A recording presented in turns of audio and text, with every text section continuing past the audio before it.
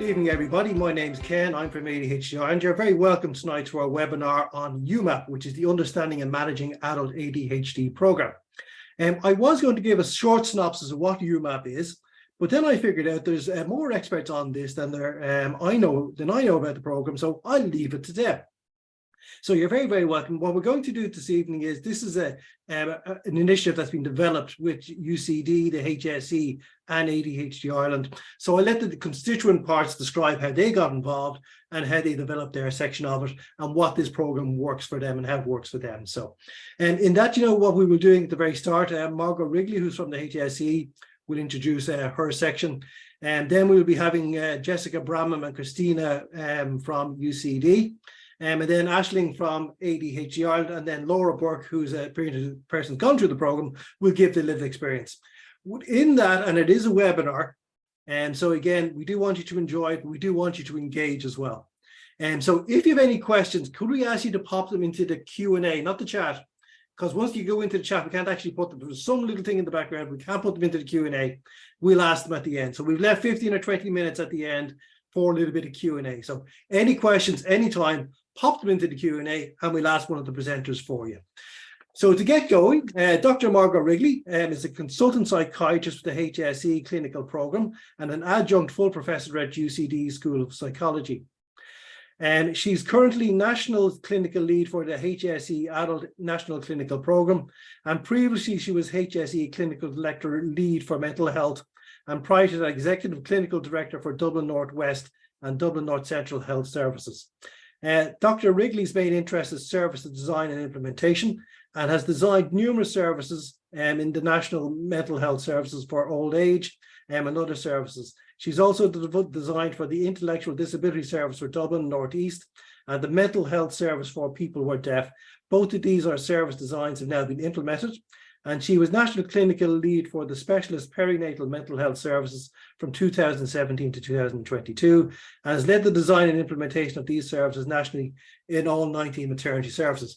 But apart from that, you know, we've been working with, you know, when I came into this role 6 years ago, one of the first people I phoned was Margo, and we've been forging on ever since then. And, you know, I'd like to say thank you to her for all that work over the last 6 years, apart from the initiative here today. And so at this stage, I'll hand over to Margo and look forward to her presentation.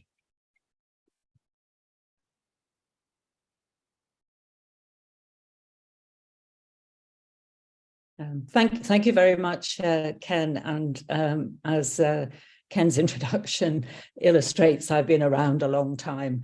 But this is a program that is very near to my heart. And UMAAP in particular is very, very near to my heart because it's all about unlocking the potential of people with ADHD.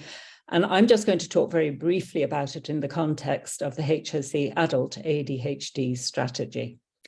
So I'll just say a little bit about ADHD, a little bit about the program, and then about the partnership that Ken described there. So next slide, Ken.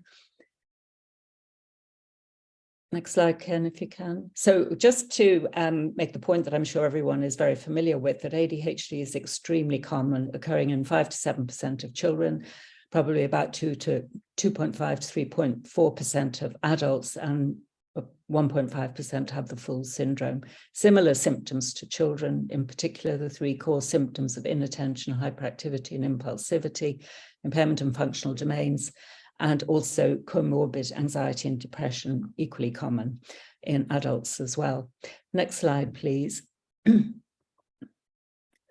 So, unrecognized and untreated ADHD in adults, just like in children, leads to the huge distress of the core symptoms for the person themselves, but also to others around them. It can also impair a person's ability to function at work and in academic settings. It can lead to relationship problems, and that's often as a result of mood volatility, sometimes antisocial behavior, and sometimes drug and alcohol abuse.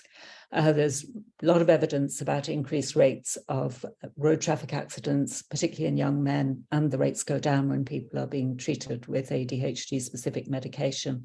And also people with ADHD are overrepresented in the prison population, as shown in Scandinavian studies. Next slide, please. So the public service response in Ireland has been that, or is that, children are assessed and treated through the child and adolescent mental health teams, of which we've heard rather too much in the news recently, I'm sorry to say. Adults with moderate to severe intellectual disability are treated through the mental health intellectual disability services. But until the past year or so, there was really virtually nothing available for adults who didn't have an intellectual disability or only had a mild intellectual disability.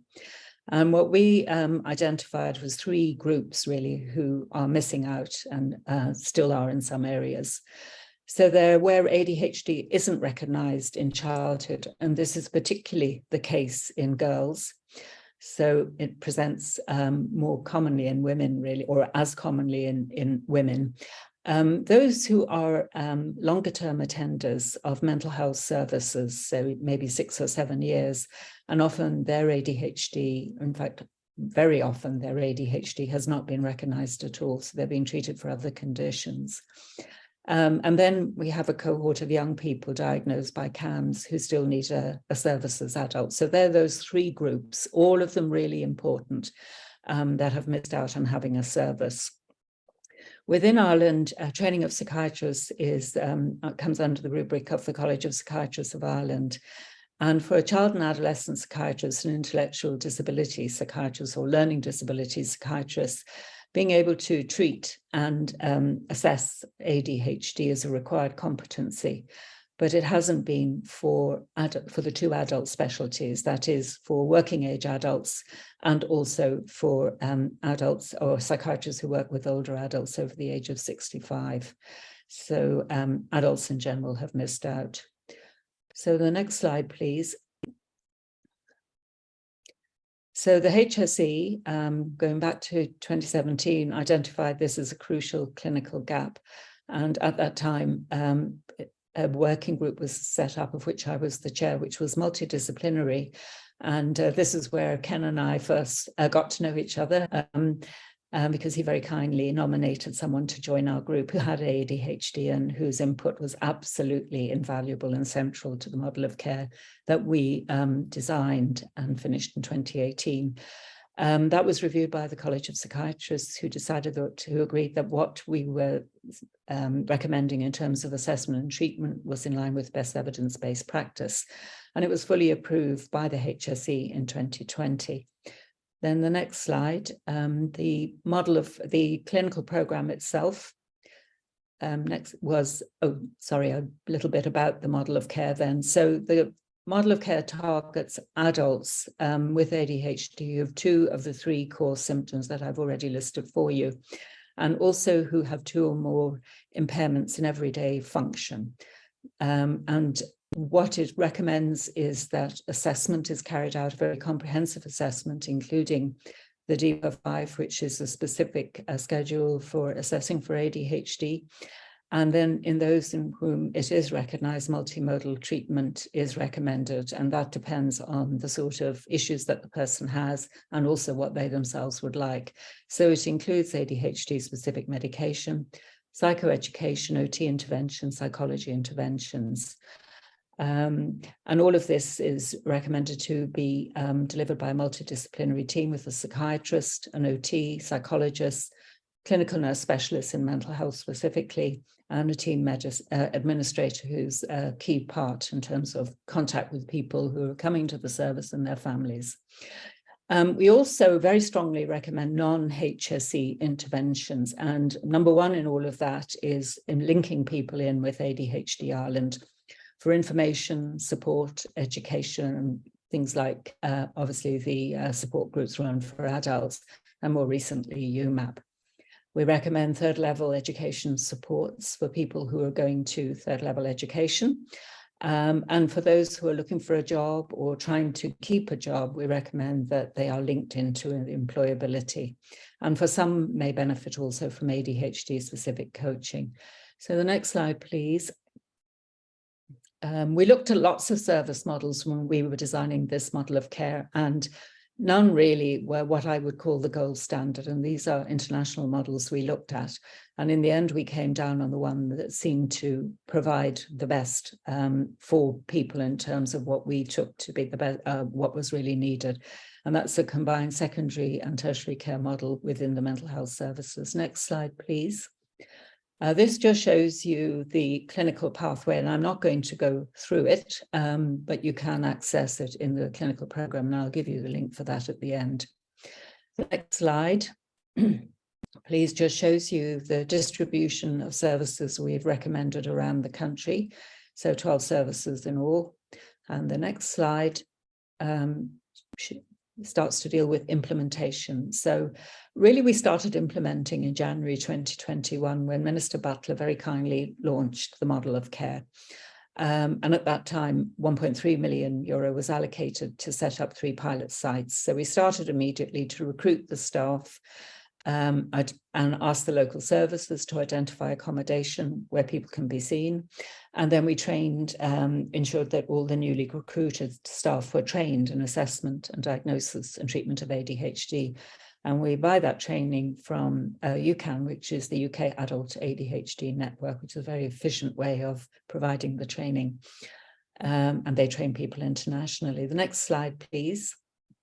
So progress last year and this year, the 3 pilot sites were all established in 2022. In this slide, I've listed where they are. We're collecting activity data on a monthly basis. In the middle of last year, we set up a national oversight and implementation group, which I chair. And that's to support all the new services, because it's not an easy job developing a new service, as you can imagine.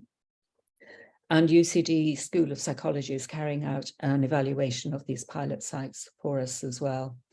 In 2022, we were allocated 1.8 million to set up 4 more services.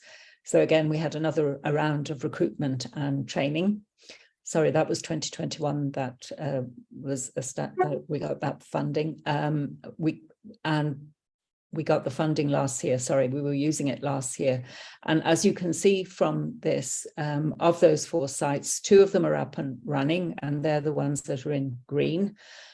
We hope that the Dublin, South Central, West will be up and running at the end of the year and will provide access for all adults with ADHD.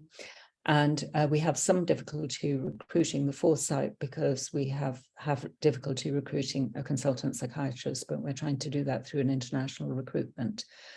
The next slide then is near the end of my presentation. And really, this is the important slide because it's about working in partnership. And as I said, from very early days, we worked with ADHD in Ireland and also with Jessica in the UCD School of Psychology. And we have really had a number of joint projects, some looking at research and some specifically at outputs for adults with ADHD. So I've listed there the sort of research that we have completed, and some of which is still in train. And what's important about it is that it is research on people living in Ireland with ADHD. So we're not dependent on what's happening in the UK or the States or Australia. We're developing our own information on people with ADHD in Ireland and the sort of difficulties they have and how their needs might best be met. For the outputs for adults, we developed an app specifically for adults with ADHD, and that was launched in November of last year. And Ken tells me there's about 40,000 downloads, which is good to know. And we're also researching that. And crucially, and what today is all about, is UMAAP, the Understanding and Managing Adult ADHD program. So we have workshops delivered through ADHD Ireland, and we've expedited the funding from the Department of Health through the HSE. So the next slide is just really to emphasize to you how important UMAAP is in the overall strategy for adults with ADHD. And it's not just for specific groups, it's for everyone. So a lot of people who think they have ADHD do a lot of research into it through apps, through ADHD Ireland and so on. And if they think they have ADHD, they may be helped by UMAAP. People with milder ADHD may be helped, and those who have moderate to severe ADHD who would access our services, they may benefit as well. So we consider it to be a vital component in the response to ADHD. And what you'll be hearing about shortly is the unique aspects of UMAAP, which make it of particular value to people with ADHD. So the last slide really is just to give you the links to the National Clinical Programme if you're interested in looking at it, to the app if you'd like to download it, and then if you would like to attend UMAAP, link into the ADHD website for information on when the sessions are on. So thank you very much. Well, thank you, Margo, and perfectly on time as well. I know Margo mentioned the app there, so if anybody wants to download it, go to your Google Play Store or Apple Store, freely available, and it's working well for people. Forgive the quick advertisement break there. Margo mentioned there that this is a partnership element, and she mentioned UCD, and here's the part that they'll be doing. So this has been brought together primarily in UCD by Professor Jessica Bramham, and Jessica is an academic and clinical neuropsychologist working in the UCD School of Psychology, and our main research and clinical areas of expertise is neuropsychology, particularly adult ADHD and its co-occurring challenges. She's co-authored the Young Bramham Adult ADHD program, and is currently involved in researching the HSE National Clinical Program for Adults Model of Care for Ireland. And she's been training clinical psychologists for over 20 years and is committed to equity and equality and diversity in psychology. Also presenting with Jessica will be Christina Siri, is a psychology PhD candidate student. As part of her PhD, she's contributed to the development and evaluation of Adult ADHD app, which we just mentioned, and the UMAAP program, which we're just talking about here this evening. And she's investigating if adults with ADHD find UMAAP, find it helpful in their knowledge of ADHD, self-acceptance, psychological flexibility, and overall quality of life. But just before we begin, I'd like to say, we do have this sort of tripartite agreement, and we occasionally meet out in the Radisson Hotel, and that will be myself as CEO of ADHD Ireland. You have Professor Jessica Bramham for UCD, and Margo Wrigley, who's Clinical Director with the HSE. Sounds quite powerful. However, absolutely nothing would get done if we didn't have Christina doing it all together for us. So just want to say that. Thank you very much for Christina, and we're looking very much forward to your presentation with Jessica on UMAAP now. Thank you very much, Ken, for the introduction, and you took the words right out of my mouth there, because none of this would happen without Christina. So I will explain her role very soon. What I was hoping to do was talk about a little bit about the rationale for developing UMAAP, as Margo has explained, and then how we went about it, so the steps that we took to actually develop this programme. And then I'm going to hand over to Christina to present the findings on whether or not it's working and the changes that we've seen already from it. So if you wouldn't mind the next slide, Christina, please. So why develop UMAAP? It was Margo's brainwave, really, that and she's already mentioned that it's good practice to have supports in place alongside clinical services, and this idea was shared with other national clinical programmes that have already been developed in Ireland. We knew that ADHD is being increasingly diagnosed, and we knew that the previously skeleton services were already overwhelmed with numbers for having long waiting lists, and then the new clinics that were opening, we already anticipated that there was going to be a lot of pent-up demand for them, and we also knew that waiting for services is a really hard place to be, that people have recognised that there are difficulties and then want to work on them almost immediately, and so we thought that this was going to be a useful support for people, for both those with and without a diagnosis, so that those who are kind of awaiting a diagnosis may explore the area and also develop self-help techniques, and those who are already diagnosed may benefit as well. So it was devised so that it wasn't pivotal on having a diagnosis, and that it may help anyone who's concerned about these issues. Could you do the next slide, please, Christina? And so the idea came from Margo, and she suggested this to me and Ken together. And I think it was pure serendipity that I had this meeting with them and then went back to my office in UCD. And I think very shortly after, Christina arrived and said that she was interested in doing some research and also had a special interest in ADHD. And so Christina has been really pivotal in pushing this forward. She applied for funding from the Irish Research Council to support her PhD. And she has kind of run with the whole, the idea from the beginning. So it's thanks to Christina that we have all the wonderful logos and the slides and the overall profile. Next slide, please. And Christina was also very clever in recognizing that actually psychoeducation on its own, so just delivering knowledge about ADHD, wasn't going to be enough, but also that was a prerequisite in order to learn self-help skills. So she did her kind of homework and realized that knowledge is power. Understanding what ADHD is and what it isn't can help with self-efficacy, so being able to achieve self-esteem and well-being, and all of these things have a knock-on effect on ADHD symptoms. Next slide, please. The other component of UMAAP that we thought was useful was acceptance and commitment therapy. Now, many people will probably have heard already of CBT, cognitive behavioural therapy, that has already got an evidence base for helping some adults with ADHD. But ACT, acceptance and commitment therapy, is a sort of third wave innovation and development of CBT, and it seems particularly appropriate for adults with ADHD, given it involves concepts like acceptance to help people cope and respond to aspects such as shame or urges to mask and camouflage differences, and also emotion regulation difficulties. And it's really about not just, I suppose, ticking boxes and trying to have task lists and so on. It's much more about thinking about purpose and having values and making sure that actions are in line with those. This can help with executive functioning problems and allow people to gain motivation to try new ways of self-management.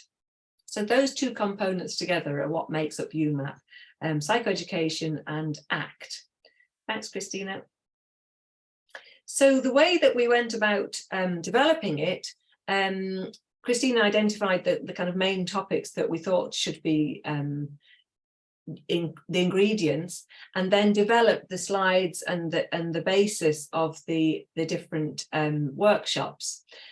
We then piloted this with a very small group of adults. Sorry, I should have said, the original idea was that we'd kind of do a road show with this and go around the country and deliver it in person in various HSE establishments.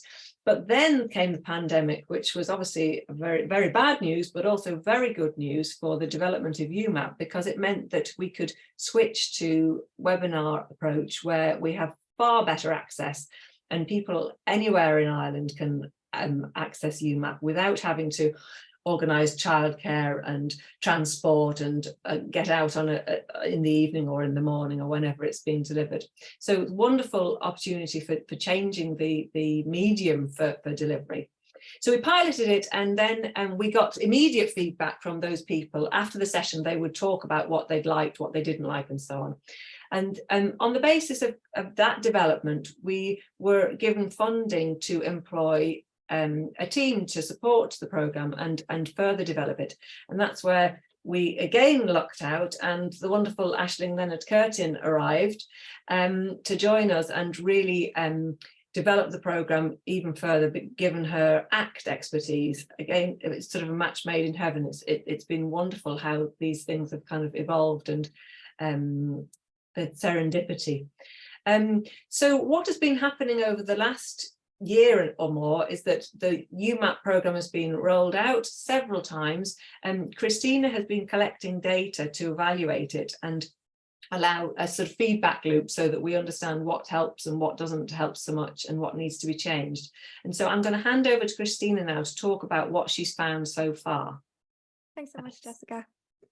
Okay, so as Jessica was saying, over the last year since Aisling came on board, I've been collecting data, or the assistant psychologists like Jenny have been really integral in helping me recruit people who register for UMAAP to participate in my research. So we invited all attendees to complete a measure before UMAAP, and then the people who completed a measure, sorry if you can hear my dog barking right as I started presenting. We invited people to complete measures before UMAAP, a week after they finished, and then 3 months later. And the idea has been that we want to see, is there any changes in well-being as a result or associated with UMAAP, and how people experience UMAAP. So we asked some open-ended qualitative questions, and we also asked people about their satisfaction with UMAAP overall. So we've had 257 adults with ADHD participate. And so when asking this question on how satisfied people are, or does UMAAP meet the needs of adults with ADHD, at the end of each session, the UMAAP team asks UMAPers to rate on a scale of 1 to 5 how helpful the session was. And the average rating has been 4.3 out of 5. In terms of my research, I've been asking kind of questions that would give us an indication of overall how satisfied people are, and that's nearly 3.5 out of 4. So we're seeing high helpfulness rating, high perceived helpfulness ratings, and high satisfaction with UMAAP, indicating that it does meet the needs of adults with ADHD. And then, does UMAAP improve well-being? And my research, or the data that I have so far, indicates that yes, it does. So we looked at, as Ken was saying, quality of life, knowledge of ADHD, psychological flexibility, which is an ACT concept of how you can respond to your thoughts, your feelings, how open you are to your experiences, and how connected you are to your values, and self-acceptance. So what we found was that in that stage, the week after people completed UMAAP, their scores did increase statistically significantly, and also that these effects were maintained 3 months later, so even after people have finished. And this includes the people, Aisling will speak to the support groups, but this includes people who haven't done support groups. So it's people just carrying on their lives who have learned from UMAAP, who have taken those skills forward and are still seeing those positive effects later. And as I mentioned, we collected some qualitative data, so open-ended responses, and analysed that. So these, like what people wrote into us really does support that statistical analysis, or those psychological measures, in showing that UMAAP increased self-acceptance and affirmed their ADHD. So people talked about how UMAAP encouraged their self-acceptance and gave them a warmer view of their ADHD. There was this shift from trying to fix themselves to a more neurodivergent, affirmative approach of being understanding of their needs and not trying to fix something that might be perceived as broken, but actually recognizing, what can I do to help myself? Is it asking for help? Is it explaining what you're going through? And then also what was really nice is that even with this webinar format, people were able to find a sense of community through UMAAP and felt less isolated after hearing from other people. So a quote that I felt really resonated with that theme of acceptance and affirmation is, UMAAP has really helped me to understand certain parts of my life and how I lacked self-compassion for myself, which put me in undesirable situations. So it's not only increasing self-acceptance, but recognizing how a lack of self-acceptance impacted them and now working to change that. And then the other thing that we found was that people had this new awareness of themselves, of their ADHD, and of their thoughts and feelings. So the information about ADHD and all these kind of new concepts and new ways of thinking about executive functioning helped to develop that new understanding and bring about a new awareness. What really seemed to resonate with people was this ACT concept of values-guided action. So working in line with what matters to you, or making decisions that matter to you so that you can live a more meaningful life. And this seemed to really motivate people in terms of making changes that help support their ADHD brains. And so this is a quote I felt really reflected that. Every UMAAP session introduced several completely new ideas and perspectives, which helped me to get my head around ways of thinking about things. And what we also found through collecting this data, because we asked people what they would suggest, what they might change, or what maybe didn't work for them quite well. So we found ways that UMAAP can be improved, and I know the UMAAP team have been working really hard to address those, to bring in new ways of helping different people with learning styles. So the research has not only shown that UMAAP is effective, but I think given, or suggests that UMAAP is effective, but given the UMAAP team opportunities to continue building on it, to continue refining it so that it can keep working to be as neurodivergent affirmative as possible and really adapted to ADHD brains. So that's just a very quick summary of that, but thank you very much.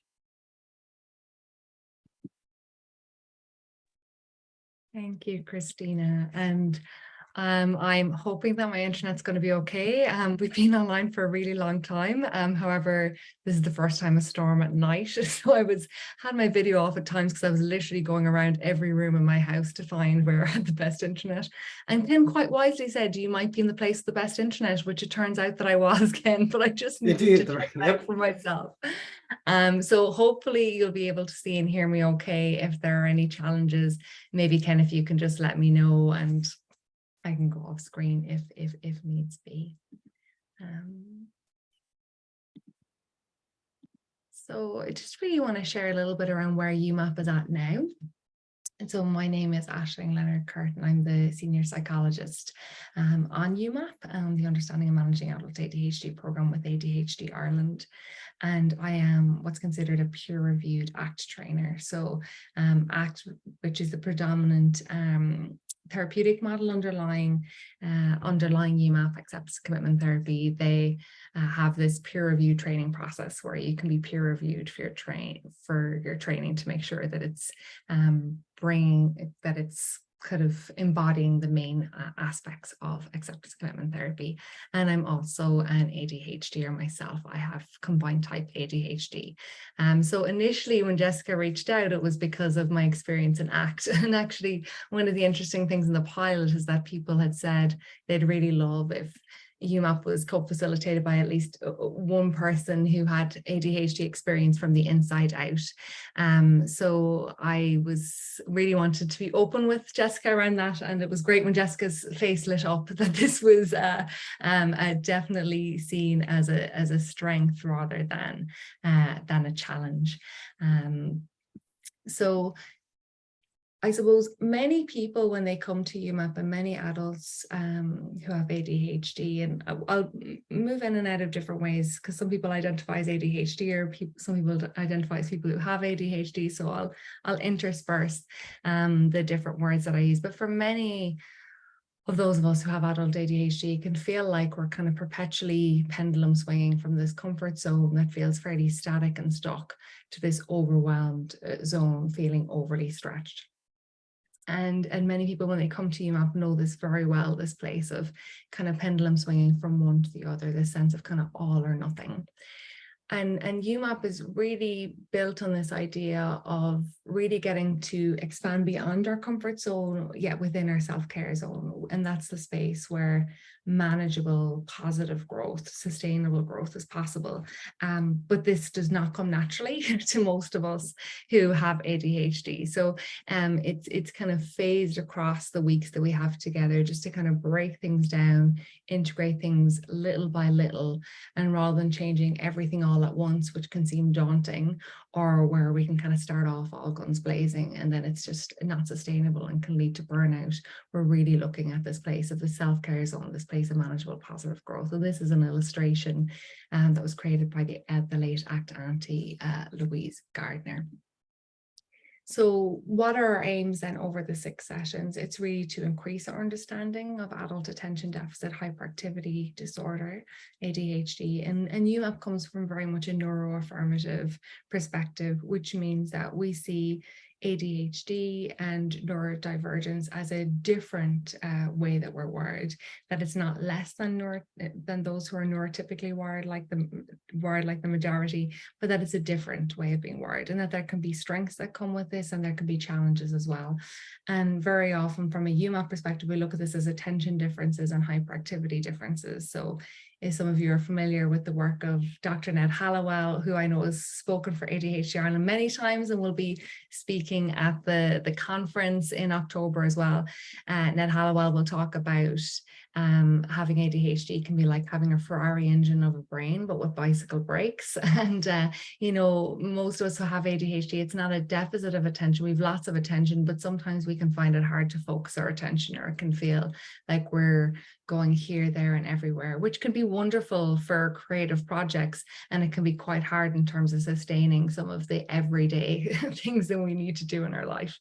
And similarly with the hyperactivity, kind of looking at those differences. And those who attend UMAAP, there are many different forms of ADHD. Some people will be affected just in terms of the attention differences side of things. Some will be affected in terms of the hyperactivity differences, although most people who come to UMAAP have combined type ADHD, or the kind of what we consider the predominantly inattentive, which is only the attention differences. And this would be in line with the data that most people with ADHD have combined type, although it can be different for each person. We maybe have stronger attention differences than hyperactivity, or vice versa. And then those who have attention differences only are the folks who are most likely to go unrecognized, because this is often very much affecting our internal world, and it's not always obvious from the outside looking in. To give skills and techniques to help everyone who attends UMAAP to thrive with ADHD, and to cultivate self-compassion and awareness of what matters to you, to help you to take action towards a meaningful life with adult ADHD. So I'm saying you, and I'm aware that some people are here because you have ADHD yourself, or someone's loved one. So I'm just kind of framing this as best I can, like we would within a UMAAP session.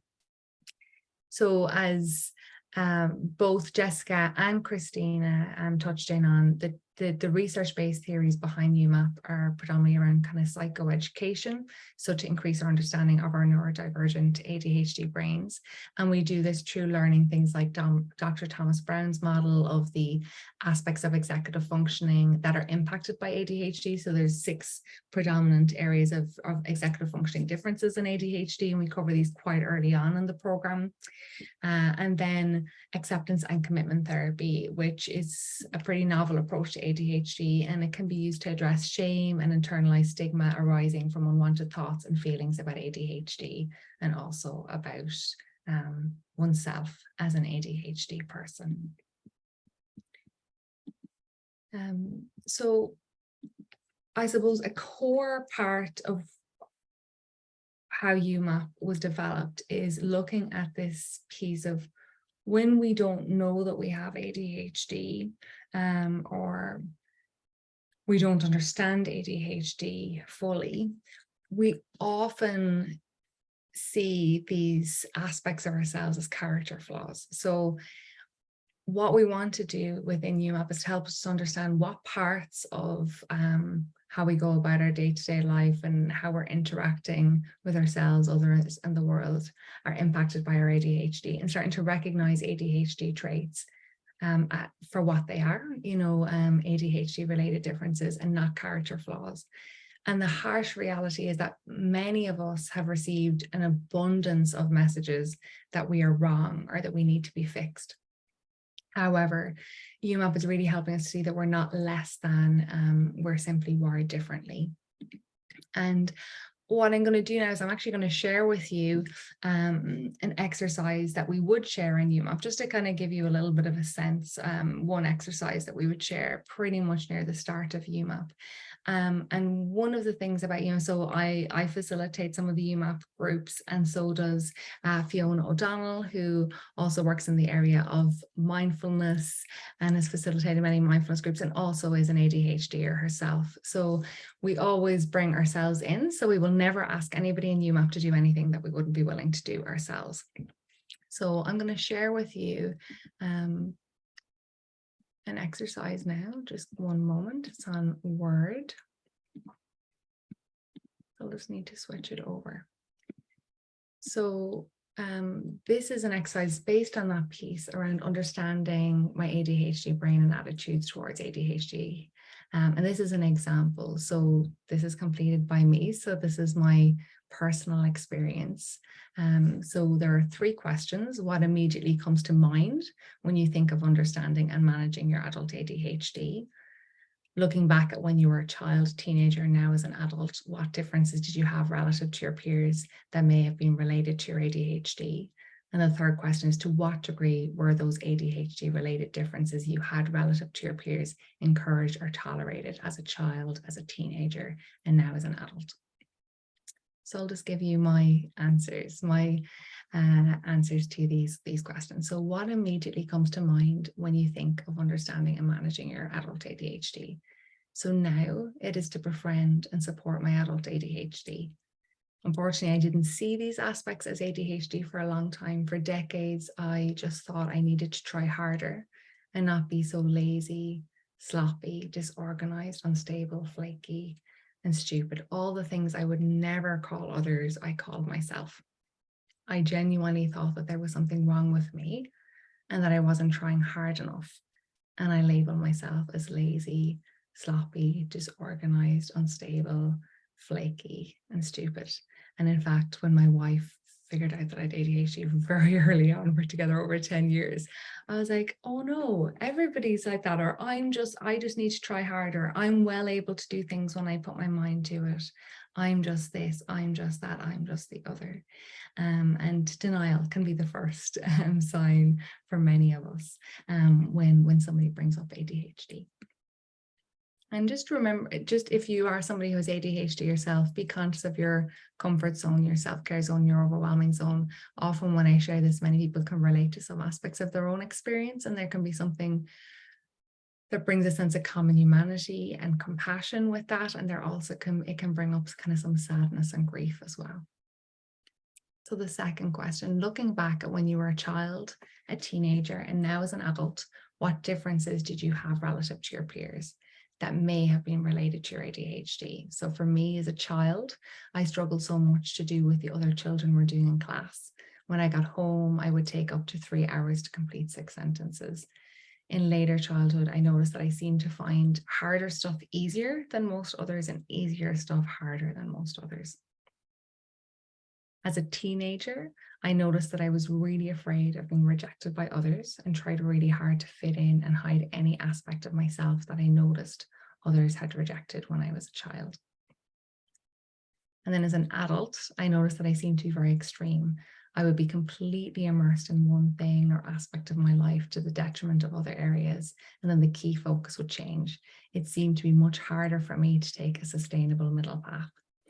I also noticed I seemed to be a lot more exhausted and need a lot more daytime naps than most others. I found it hard to trust myself. For example, did I close the door, or feeling the impulse to do things immediately in case I'd forget otherwise. And finally, to what degree were those ADHD related differences you had relative to your peers encouraged or tolerated as a child, as a teenager, and now as an adult? So the parts of me that were bright or creative or hardworking and focused were encouraged to a point. However, pretty much all the other aspects were discouraged. I got the message that I should just try harder. I had trouble sticking to anything. I was a show off and nobody likes a show off, and that I wanted to be special. And the message I received is that it was not encouraged to want to be special. I seemingly intimidated others when I hyper-focused and set myself big dreams and aspirations, and was responded to in a way to try to kind of put me in my place. So this is an example of pretty much the first exercise that we will cover in UMAAP. We now cover it during the foundations, and that was part of the feedback that we received. So we're covering kind of some of these foundational pieces to give people a sense of what UMAAP is first. And then underneath this, there will be a blank version. If you were taking part of UMAAP, you would get a chance to complete this yourself. And as you mentioned, one of the big things about UMAAP is to make it as neuroaffirmative as possible. So what some people will do is they will highlight aspects of my experience that they can relate to. And Fiona, the other facilitator, has her experience as well, but I wouldn't feel like it's my place to share those in this forum. So I just shared mine. And I will say that there are other aspects within my ADHD differences that will be in my overwhelming zone to share in a forum like this. So this is definitely beyond my comfort zone, yet it's well within my self-care zone. And that's what we're essentially aiming to do always in UMAAP. We want to kind of stretch ourselves without overwhelming ourselves.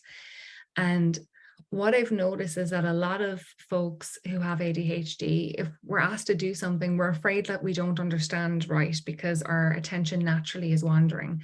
So for a lot of people who come to UMAAP, having examples helps, because there's a sense of like, oh my gosh, I thought I was the only one. That's what a lot of people say, is like, I didn't know other people had these experiences. This is the first place that I feel I can talk about these things openly. And I suppose ACT is about acceptance and commitment therapy. So if I'm just talking about acceptance, but I'm never sharing anything about my ADHD, it might feel like a little bit like, oh, I don't know about this now, do you know? So that's kind of a way of sharing. And then people can engage in whatever way then works for them within their self-care zone. So it could be highlighting, it could be jotting down some notes. Some people will draw things out. Some people will use voice notes. And the idea is that people can find what works for them to explore these topics themselves. So I'll just come back to the slides now. And just to give you a sense of what the curriculum is, so we have it across 6 weeks. And so when originally the pilot was run by Christina and Jessica, it was a 5-session group. It was 1 hour followed by a half-hour focus group. If I remember that correctly, feel free to correct me if I've got that incorrectly. And then when I came on board to look at UMAAP, we ran it for five weeks the first time round, for an hour and a half. And we checked in with people at the end in terms of, you know, how was this? Would you like more sessions? And this is something we constantly check. Would you like more sessions, less sessions, the timing and so forth? And people were saying they'd like more sessions, and we moved it then to 6 sessions. And a big part as well of the development is that Sari Solden, who some of you may be familiar with, Sari Solden was very much a pioneer in terms of work around ADHD, and particularly ADHD in women. She watched the videos of the first rollout, and she gave very, very specific and very, very helpful feedback in terms of things that she thought could make UMAAP more accessible. So we then integrated those as a team together, and we kind of made some further adjustments, and then we kept it fairly solid then for a continuous amount of time. So for Christina to be really able to tell through the research in terms of what was working and what wasn't working. And we got a lot of feedback in terms of what people were finding helpful. And also we got feedback in terms of learning styles and how we could best adapt UMAAP to make it even more accessible. So we shifted to having an audio library, to having bullet points of the main points so that they were more easily accessible for people, adding in more visuals. And another piece then that we got from focus groups after we did the first round of changes was to have the foundation separate so that people would know exactly what they were going to get when they came to UMAAP, that they knew that it would be webinar style, that people would be on mute for most of it, but that they would have access to being able to ask questions through the chat and through the assistant psychologist in UMAAP. And there will be an opportunity to go into breakout rooms, but not everyone needed to go into a breakout room. People could choose to watch some videos in the main room or to take a screen break for 10 minutes. And we've also added in, we're trialing now about having a practice session between UMAAP groups so that people have a chance to come together once a week to engage in the practices if they like. And the current curriculum now we have is week 1, we look at understanding ADHD executive functioning differences. This is Dr. Thomas Brown's model, and looks at how those of us who have ADHD have these 6 different ADHD related executive functioning differences. And not everyone who has ADHD has all 6 aspects of these differences. Some people may have 3 or 4 aspects. The type of combined type ADHD I happen to have all 6 of those areas of difference. And these are things that affect how we are able to organize, prioritize, or procrastinate, as the case may be, how our working memory is impacted, how our focus is affected, how our levels of kind of energy versus exhaustion, around emotional regulation and around hyperactivity and impulsivity. And for many people, this is really, really eye-opening, because it helps many of us to see that some of the things we've given ourselves a really hard time about are not character flaws, they're aspects of our ADHD related differences.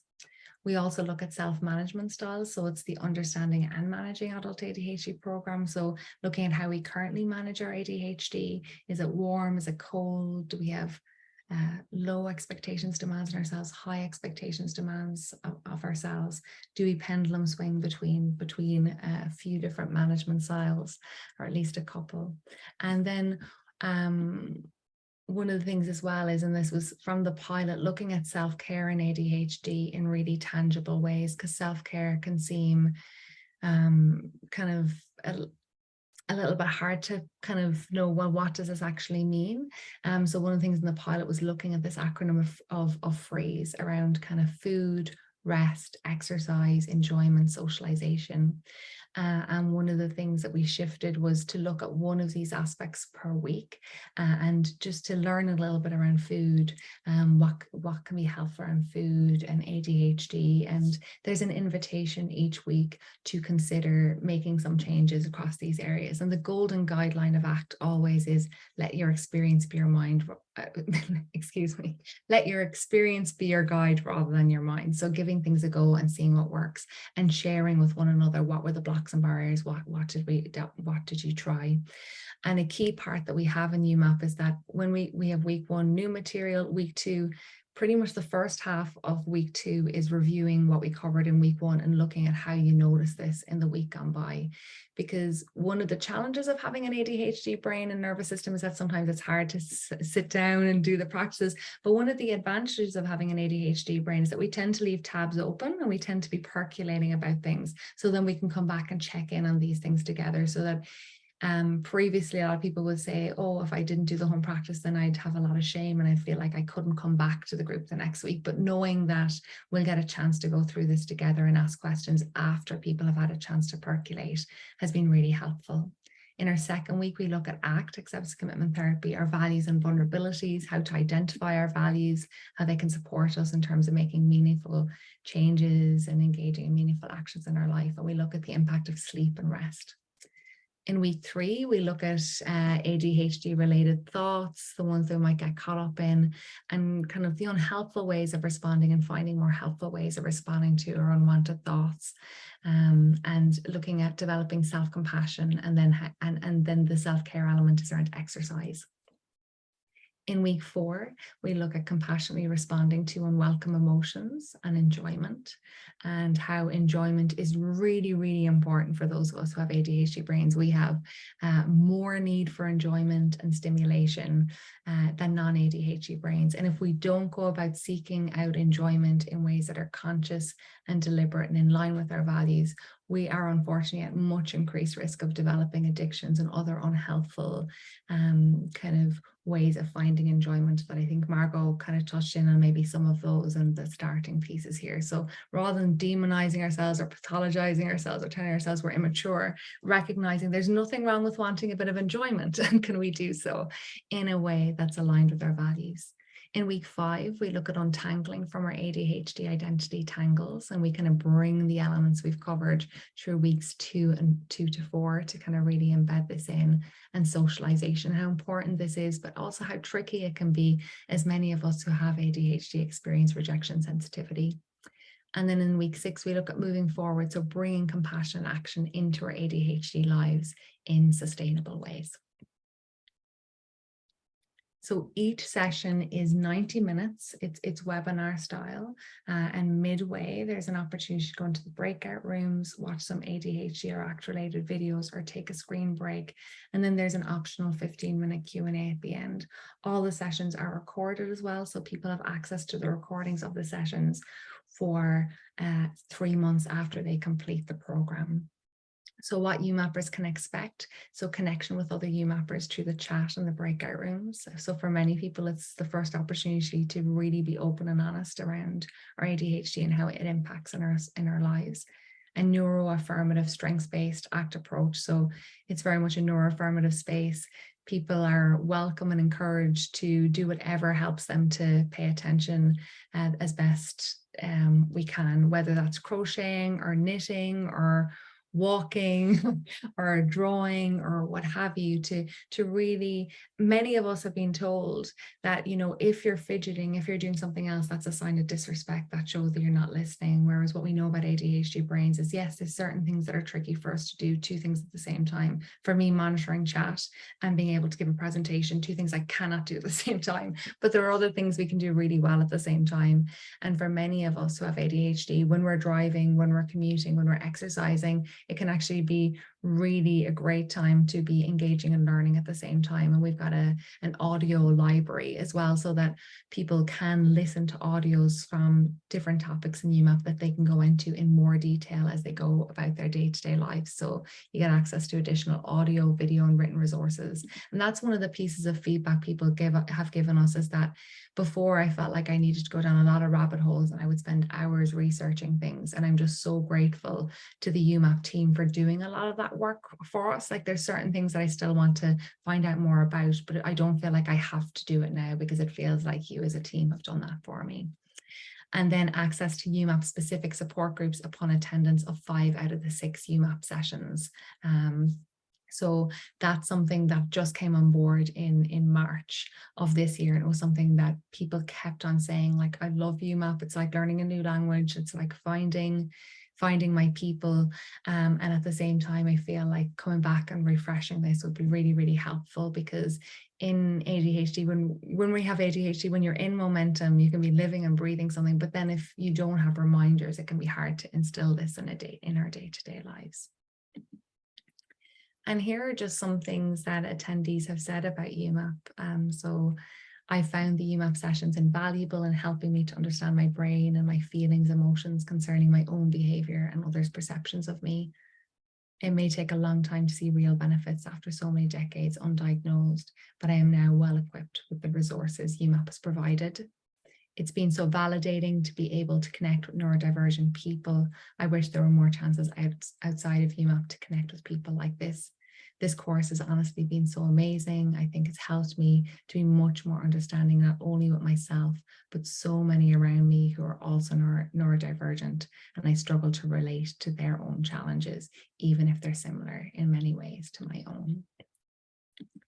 So with that, I think it's the perfect time to segue to Laura. And Laura completed UMAAP with us a year ago. You were in, I think, our 3rd rollout of UMAAP last year. And you were one of the people who was really encouraging us to get a UMAAP specific support group. And you've attended regularly since that started up in March. So I want to hand you over to Laura to give her personal experience of being part of UMAAP. Thanks so much, Laura, for agreeing to do this.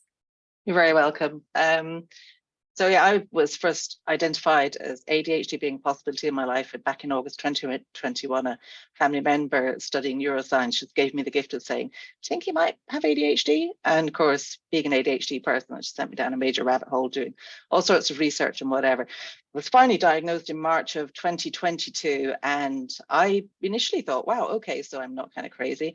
But actually, it did send me into kind of a dark space processing it. And I really did feel like it was 50, I was 58 at the time, it was 58 years of kind of like losing a life and not understanding why, and finding everything really complicated for me, and it seemed so easy for other people. I did immediately join ADHD Ireland the minute my family member said to me about ADHD. I found it online and joined it. So I had no diagnosis or whatever, and kind of went into things, got my diagnosis. And then in September of 2022, I was invited to take part in the UMAAP course. And I have to say, it is the one thing that bring every month. I just can't wait. The summer was a bit of a struggle because it wasn't quite as regular as normal. I'm just going to say, Aisling, where were you? You know, what was going on? But the reality of it is that it was hugely beneficial. And I just found that initially, I'm going to take you through my experience of the course. I've got notes because, you know, I'm ADHD. I can't remember all this stuff, not expected to. So how did I do the course? I started off really, really hopeful about the course, not knowing anything about what to expect.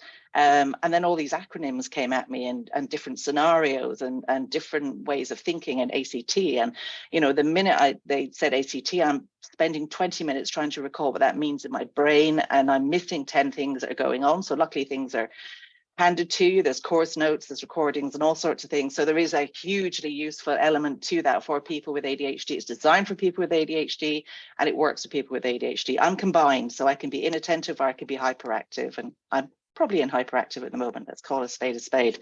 So yeah, so I started off with a fear of failure, anxiety, you know, worry. Would I be good enough? Would I be able to hit the mark? You know, it was kind of like a competition in some way. And I don't like to fail at things. So, you know, I'd been failing at life. I didn't want to fail at this as well. But then I kind of hit the, you know, there's homework. And I was like, oh my God, homework as well as 90 minutes of an evening.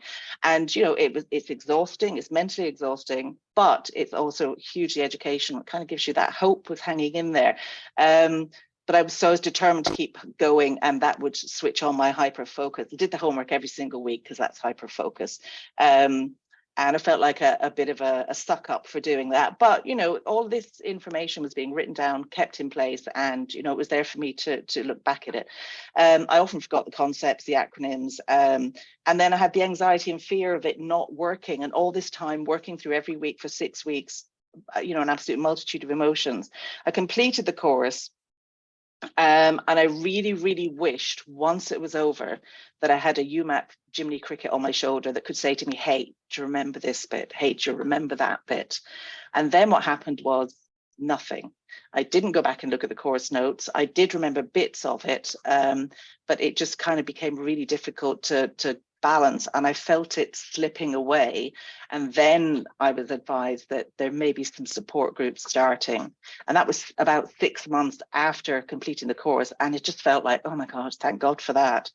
So I rejoined the support groups, which were and still are completely and utterly invaluable. I took notes every week at every support course, in a dedicated 10-year-old half-used, sitting here in front of me, National School copybook. Nothing fancy. It's just what was to hand. I've no national school kids anymore. I'm like, that'll do. It's blank. I made a note of the breakout task every week, and every week I could attribute personal experiences that I'd had, wrote myself a few notes, and they would talk about it. So over the time, I started to notice improvements in my memory of the things that UMAAP was teaching me. And this was because of participation. I still couldn't necessarily remember all the buzzwords. In fact, ACT came up tonight and I'm like, oh yes, of course. So I had accepted my ADHD. I was committed because the participation was important for me to create the memories based around the course so that I could refer back to them, remember that feeling when this happened, when that happened, or the next thing happened. And then the breakthrough happened about in the last 8 weeks. This is kind of towards the end of the summer, when I had a few scenarios when I recognized that UMAAP was driving my behaviors and my interpretations and my relationships. So I'm going to give you a quick few examples now of what they were. Hopefully Ken's not waving a flag to say, oh, you're out of time yet. My daughter was moving from university in the Netherlands to university in Cornwall. How unfortunate to have two great locations. Anyway, she made a big mistake. I of course can't remember what it is now, but it was a big mistake. It was a blow up at the time. She was really annoyed at herself about it. And she said, you know, she felt stupid. She berated herself. Her emotions started escalating. She got everything out of proportion. Her anger, you know, she was getting flushed and hot and tearful. I was saying to her, well, we could do this, we could do that, because, you know, you like to problem solve for other people. She couldn't even take in the information. She couldn't process it herself, and she couldn't hear what was happening. She started to get low self-esteem, frustration. Why is it always me? And why am I always like this? And a UMAAP tool that I learned, I was able to say to her, my God, all these things that you just said about yourself are just so horrendous and awful. And that's not the person that I see sitting in front of me here. And so I'm going to pick your best friend, Leanne. I'm going to say, would you say any of those to your best friend if she made that mistake? And she's like, well, no, of course not. But it diffused the whole thing. I was so proud of remembering as a parent to do it. And I was just so thrilled that she de-escalated. And I'm like, nobody died, literally nobody died. It's okay. And we came out the other side of it. Another problem that I've had recently is that 3 of my kids are all in university. Don't have any young ones anymore, but I've got pressure as a semi-empty nester with recognized skills, chit-chatting and good on IT and all this sort of stuff, to volunteer for community groups. And it comes from everybody. It comes from my own family. It comes from my friends. They're like, oh, why don't you do Meals on Wheels? Oh, why don't you involve yourself in the GAA? And I'm just like, you know, kind of got tired of it. But instead of people pleasing, UMAAP has taught me to recognize that my needs actually come first. I am the community that is most deserving of my support at the moment. I'm only barely a year and a half into being diagnosed with ADHD. So for that year and a half, until I did UMAAP in the September of last year, a year ago. So 6 months of that was just a dumpster fire. And the last year has been about learning. So I think it's time that I turned the tools on myself and embraced them and was, you know, as well as being able to help my family. But the most important person has to be me at the moment. And that's the acceptance and the commitment to me, as well as to the UMAAP. Something else that happened is I was invited to family dinner. I actually don't like one of the people at that dinner. And I didn't want to go, but of course I accepted. And then I didn't have any, I knew I wouldn't have the energy to successfully mask or whatever. And the person who was organizing, a very close family member of mine, and they actually don't want to learn about or understand my ADHD. Let's just stop there and listen to that. A very close family member, a neurotypical, says, they can't be arsed to make my life easier. So I grabbed a video from TikTok because I needed an advocate, and I was in a kind of space of rage, and I needed an advocate that explained the social drain and energy depletion that people pleasing does. So just going to this dinner, just turning up and being what they expect me to be, it was just too much. So I showed them the video, and they actually ended up, which basically said, you know, ADHD people or neurodivergent people, you know, just burn themselves out trying to be this thing for other people. And at the end of the day, the person, because it didn't come from me, because it came from an ADHD source, they were actually able to say, oh, right, okay. They arranged it for a night when I had something on. I didn't have to go to the dinner. Felt very proud of myself for standing up for myself, but not yelling about it, not getting upset about it, not getting emotional about it, not focusing on the point that they just weren't working for me. I need to work for me, but I need to do it in a really positive way. And UMAAP has kind of shown me how to identify those things, to calm things down, to ground myself, to find myself in the space, to find a solution that that person would understand, and that we can work towards the final goal together, which was me not going to the dinner. They can go and do, you know, the dinner with these people, and that's fine, whatever they say. Another thing was that I hosted a barbecue for a family member who hadn't been home for their birthday in 9 years. And on the morning of the barbecue, things just started to escalate. I had a lot of family members there, but literally nobody was pitching in. And I found myself body temperature rising, tense neck, tense jaw, panic, fear, anger, frustration. And I literally had a bird's eye view of all these people sitting around doing nothing while I'm moving like a dervish through life with this kind of passive aggressive kind of body language, you know, clenching the teeth, not really talking to people. And all it came down to was that I wanted other people to notice that I needed their help, and I wasn't communicating that effectively. And I was doing myself a disservice.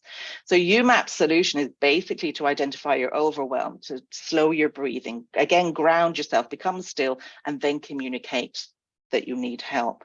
So I did say, you know, I actually need help here. And of course, they came back and said, what do you need doing? And as a person now who understands mental labor a lot better than I did before, I just said, I'm not telling you what to do. You need to identify it yourself and you need to do it. And I don't care how it ends up at the end. So that was me letting go of my, you know, everything has to be perfect. It has to be done this way. And everything needs to be just, you know, so on point. And I just got to the point where I just said, you know, you guys figure it out. I have everything else done. You guys figured it out. So I reduced and reassessed my expectations. And then I did what I should have done, of course, in the beginning, took myself out of the room, got myself some breathing space, washed my face because I was a ball of sweat, popped a bit of makeup on, went back in, and they're like, oh, wondered where you'd gone. I was like, yeah, I just needed 2 minutes. So all of these things are about communicating better with family members, helping them to understand the emotions that they're going through, because I'm the only person diagnosed in my family, and I have 3 progeny who can see themselves in me and I see myself in them, but because they're undiagnosed, we won't say which way they're going or whatever. So I just want to say that the support, the UMAAP course was amazing. It was a real turning point for me, but I wasn't aware of it at the time. When I went back to the support classes, they continue to this day to be a hugely safe place to share information, personal information about myself and my family. I feel extremely rewarded that people there don't judge me. They're just learning from what I'm prepared to say. And I think you get the best out of UMAAP when you're honest with yourself, when you're honest with others, and that you're in a safe space and you can talk about the dramas, disasters, or in my case now, the positive aspects, the wins in your life that are making such a difference. I think UMAAP has taught me that, you know, like, you just need to not be angry at things anymore. And I'm a lot more accepting, which is part of the ACT. And I'm a lot more compassionate towards myself, which is huge, but I'm also more compassionate towards others, especially when I notice in complete strangers, I'm like, wow, do they know they've got ADHD? I'm like, oh, okay. So I deal with them in a different way. So if they let me down in terms of turning up somewhere, whatever, I'm a lot more compassionate about that. The one thing I would say is I do not want UMAAP to ever go away. I want it to be funded until beyond my dying day, because all of my progeny and everybody and their progeny will require UMAAP. UMAAP is not just a case of, you know, oh, it's here and it's gone next year. We need it forever.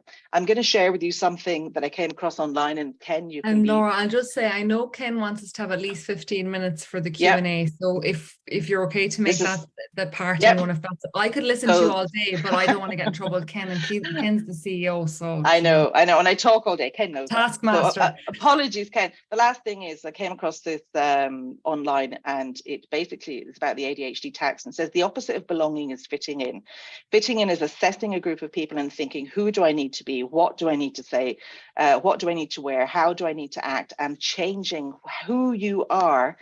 And true belonging never asks us to change who we are. It demands that we are who we are. If we fit in, it's because of how we've changed ourselves. That's not belonging, because you've betrayed yourself for other people, and that's not sustainable, which is the huge burnout that people with ADHD experience. UMAAP is teaching us to see ourselves, to be kind to ourselves, and to know that we are good enough. And that reverses the toll of the ADHD tax. So thank you to Aisling and all the team and everybody involved in UMAAP. You've been amazing. And thank you. Thank you, Laura. Really appreciate you sharing from your perspective. Thank you. Well, thanks to Laura for that. It was fascinating to hear, and just say thanks to Aisling as well for, you know, all the work and the development that's gone into UMAAP. And you know what I mean, I think, you know, genuinely what lots of people say, and you know, I think it's the real word to use is authentic, in terms of getting the information across, and you know, getting the information experience across to people has been very important within that. So there's lots of things going on in the chat there, and they're all saying fabulous, Laura, well done, thank you very much. We do have sort of 10-15 minutes of questions. We have a ton of questions to get through there.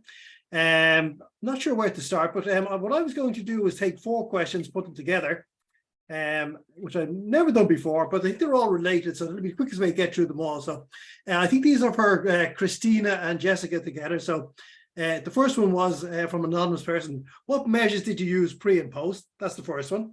Then Thomas asked, how was psychologically flexibility measured? Was there differences clinically significant or just statistically significant? Then Sarah came in with a question. They were next in row, so I'm checking them all together. And what assessment do you use where people begin their journey? And then the supplementary question. I was curious about the assessment tools such as therapy, such as PHQ-9, JAS, GAD-7, no idea what that is, for specific presentation. And I'm thinking what more measures you used here. So if Christina or Jessica could answer all that, really great. Okay, so to give an overview of the measures, so we looked at adult ADHD quality of life with the adult ADHD quality of life scale. self-acceptance of disability scale, but we've adapted it to be more neurodivergent affirmative language. The psychological flexibility measure, Thomas, is the PsyFlex by Gloucester et al. 2021. And then we ask people to rate their knowledge of ADHD. So on a scale of 0 to 10, how much do you feel you know about ADHD? For the data that I have, I'm still collecting the final round of 3-month follow-ups. I've just done statistically significant, so I haven't looked at clinical significance yet. And then Sarah, I don't know if you're asking, so the research, so the AP send out the measures, we're collecting data, but people don't, with therapy or one-to-one work, we're not doing a core or something like that at the beginning and the end. The measures are just collected as part of the research. And we decided to go, we didn't look at PHQ, so depression scores or generalized anxiety scores, because we were interested in the strengths-based positive affirming effects of UMAAP and whether there were any.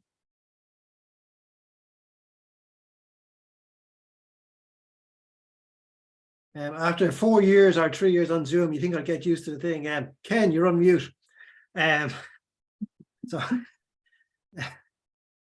Just one of the questions that has been coming in, it's been a regular question that's come in as well.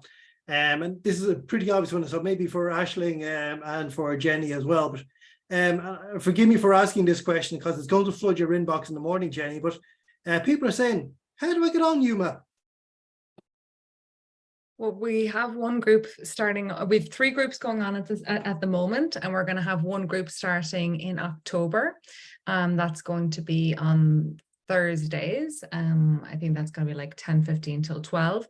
And then we're going to have 3 more groups across November and December as well. So Jenny, maybe if you could pop on the list to go onto the wait list, because essentially we have a wait list at the moment, and Jenny will give you access to the wait list, and then it will go out if anybody wants to go on to that one on the Thursdays in October. You need to have your consent form back before you can be accepted fully into the program. So, if you are interested, make sure you're on the wait list and just keep an eye out, because likely you'll get an email possibly next Monday, because I know this is a pretty full week between this webinar. We've had a couple of our support groups and that, so it'll likely be next Monday. But if you keep an eye on your email early next week, there'll be an opportunity, because we are funded for sure until the end of the year. So we have 4 more rollouts, and we're generally offering 60-70 places on those.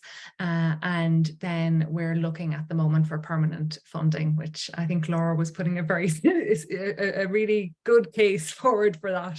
But we know we definitely have funding until the end of the year, and hopefully we're looking for permanent funding so that this can be a long-term option for adults who have ADHD in the Republic of Ireland. And within that, I know that the course has got oversubscribed at times, so people were looking to go on the wait list. How would they do that? That might be for Jenny. Pop the link in, Jenny, into the chat for that.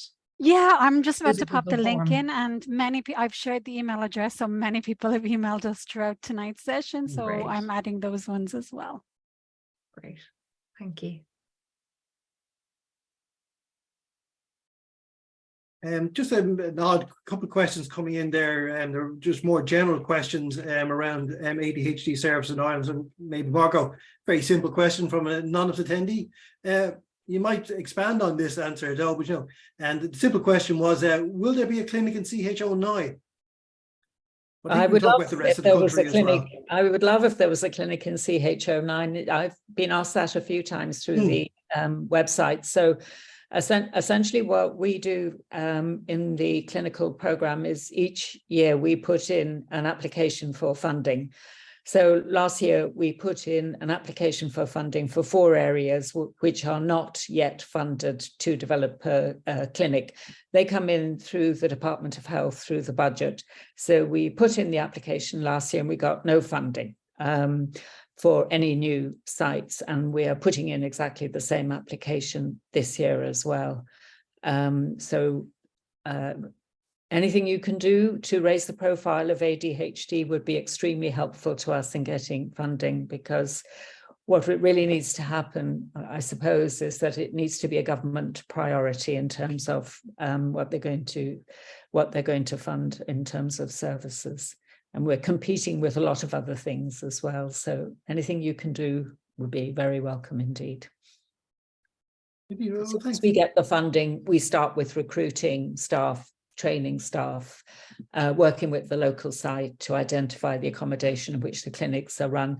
But there's no point doing any of that unless we know we're getting the funding.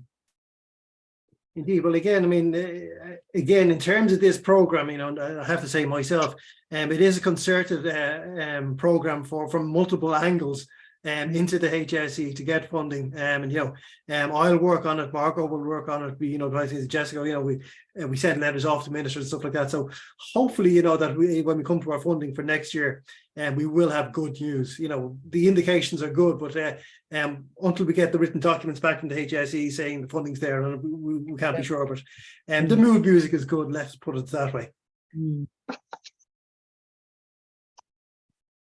So just a couple of questions just coming in there through the thing on, you know, getting into it. So what are the, forgive me for using the word terms and conditions for getting on the course? So anybody who identifies as having adult ADHD themselves, so they need to be over 18. So sometimes people will ask about teenagers. People cannot go onto the program until after their 18th birthday. So people need to be 18 years old. They need to be a full-time resident of the Republic of Ireland. That's part of the kind of funding agreement, because we're funded through the Irish government. So Republic of Ireland resident needs to identify as having ADHD themselves, can have a formal diagnosis or can self-identify. There's a mix. So we can't take people from outside Republic of Ireland, even if they have ADHD. And we also can't take people in Ireland if they do not identify as having ADHD themselves. If they're a family member, but they don't self-identify, we're not able to take people onto the programs. At the moment, we are prioritizing those who have ADHD themselves. There may be an opportunity for UMAAP for family members down the line, but that's not what we have, you know, funding for at the moment. So, and also sometimes people who are practitioners who work as therapists or medical practitioners around with ADHD, they ask if they can do UMAAP.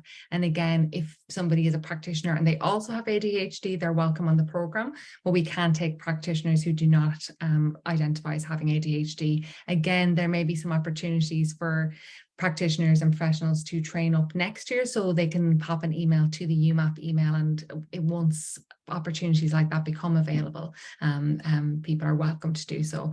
And also the way how we have it is that people can attend once. People can't attend multiple times at the moment unless they were one of the first few rollouts, and things have changed significantly. And again, that's because we know that there's so many people who have a need for UMAAP, so that people can only attend once unless there's significant changes, but they will have access to the recordings and also to the support groups. Yeah. And just another question that's been coming up a lot in the chat there in the Q&A is that what times of the day does this take place? Do we fit in with people's schedules?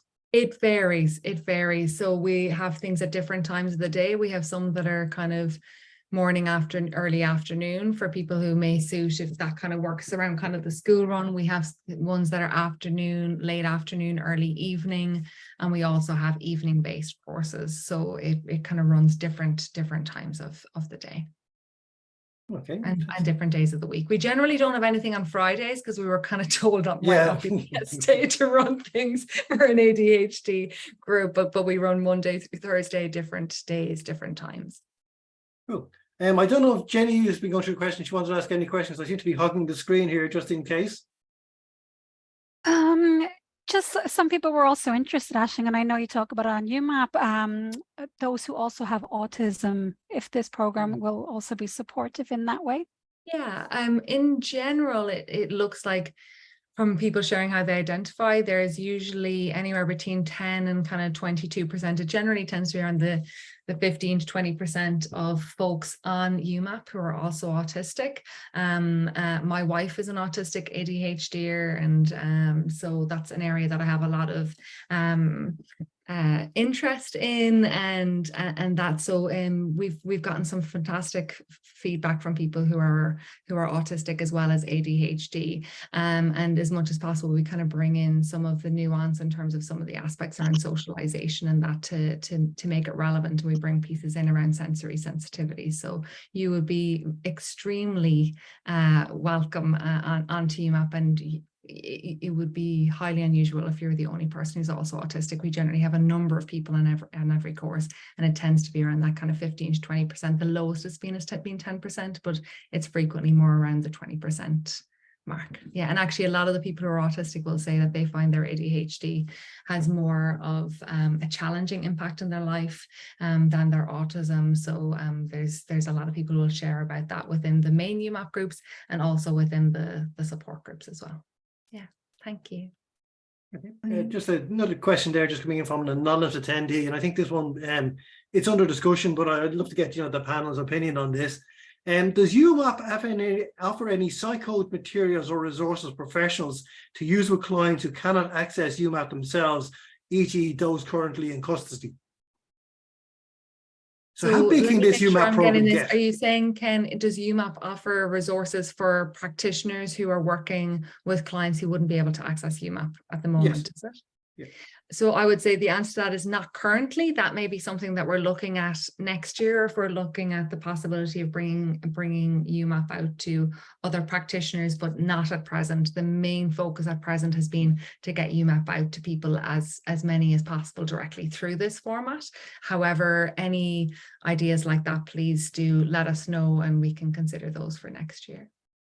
Could I just come in there, Ken, Yeah, to say that one of the things we've had so many queries really from different areas of people wanting to learn about UMAAP, including for people outside Ireland, that we are giving some initial thought to running a training course, but that's at a very, very early stage. And that may be how, if there are people working with people who are in custody, that they might be able to deliver it in that setting. But Christina had a poster in the ADHD meeting in Amsterdam, and I think you took a series of names from people, including in Luxembourg and Germany and so on. So there's a lot of interest in it. So hopefully we might be able to look at running a training course, but that would be a bit of a big undertaking. Cool. Well, thank you. Well, actually, we've just hit half eight, and I promised that we would wrap up at 8:30. So, we're absolutely on time there. So, just want to say thank you to everybody for coming along. There was a huge participation in terms of people attending. Thanks very much to Laura for coming along and telling us her story. And obviously, then thanks to our panelists, Margo, Jessica, Christina, for telling us about the program, and for Aisling as well, and for Jenny for answering all the questions in the background, because we got through far more questions written than we did on screen at the end. So thank you very much for that. So thank you very much for everybody coming along. We hope you found this useful. We have recorded this, and it takes us a few days just to edit it back down into the individual things, and to get it up online. So it takes a couple of days to get that out. So it'll probably be either late this week or early next week before we get it out to you, but we'll get that out to you. So thank you very much for that. We have another webinar coming up next week on ADHD and executive function. Aisling was talking about that earlier, Ned Halliwell, the Ferrari brain, but the bicycle brakes. And so we have a whole webinar on that next week. We have our adult support group on next week. That has come up a few times in the chat. So there's loads happening, and so please get involved.